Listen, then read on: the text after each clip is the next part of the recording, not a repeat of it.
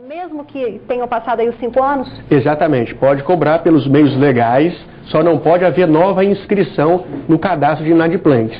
Mas a cobrança, por meio legal, pode ser feita. O que acontece nesses casos, inclusive, às vezes, essa dívida é vendida para uma ou outra empresa, com empresas de cobranças, que renegociam isso com o consumidor. Na maioria das vezes, inclusive, o consumidor paga muito menos do valor inicial da dívida. Fica como se fosse para fundo perdido, na realidade. Itamar, tem uma pergunta de uma telespectadora, a dona Valdívia de Vila Velha. Obrigado, dona Valdívia, pela participação. Ela entregou uma moto ao banco porque não conseguiu quitá-la. Depois de um tempo, um outro banco veio cobrar essa dívida. Isso pode? Isso pode. O que acontece, Torino, nesses casos, né?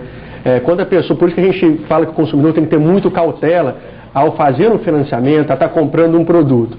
Porque independente dela estar devolvendo esse produto, fica aquela dívida também. Ela pode ser cobrada. Por um outro banco? Por um outro banco, porque essa dívida pode ter sido repassada.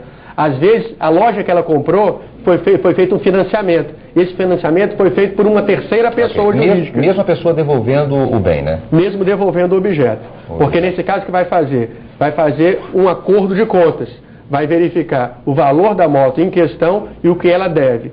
Sempre fica um saldo devedor nesses casos. O consumidor tem que estar atento, não é devolvendo o bem, o veículo ou a moto que ele vai liquidar a dívida dele. No caso da dona Valdívia, só para tirar uma dúvida, ela devolveu a moto, vamos supor que o nome dela tivesse ido para o SPC Serasa. Ela devolveu a moto, o nome sai. O outro banco vai pegar essa dívida. Ele pode colocar no SPC Serasa também essa dívida? Na realidade o que acontece? Não necessariamente o nome dela poderia ter sido retirado do SPC e do Serasa com a devolução da moto, porque a dívida permanece, tá? A terceira pessoa, no caso, o outro banco, que adquiriu essa dívida, poderá também fazer a inscrição. Mas a partir do momento que foi feita a renegociação dessa dívida, ela fez o primeiro pagamento, o nome tem que ser excluído de forma imediata dos cadastros de inadimplentes. Tem a pergunta aqui do Rogério de Vila Velha. Ele falou o seguinte, que ele foi negativado por uma empresa de telefonia, só que ele nunca foi cliente dessa empresa. Nesse caso, cabe indenização?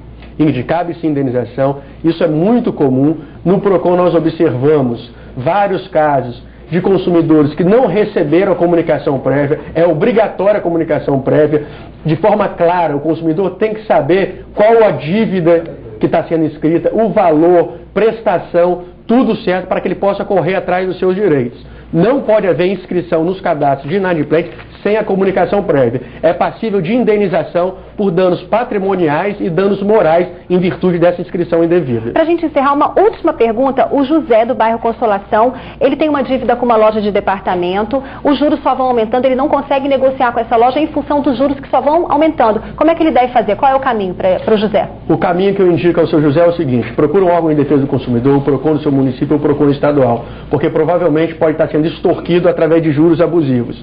Os juros têm que ser verificados, o PROCON pode estar renegociando isso junto com o senhor, vai ser feita uma audiência na qual vai ser chamado o fornecedor para estar verificando realmente o valor dessa dívida e os juros que estão cobrados, que não podem ser extorsivos. Doutor Itamar Dalmas, diretor jurídico do PROCON estadual, obrigado pelas informações aqui no Tribuna Notícias, primeira edição. Nós te agradecemos e faz parte da nossa obrigação prestar esse esclarecimento. Obrigado, doutor. Nós voltamos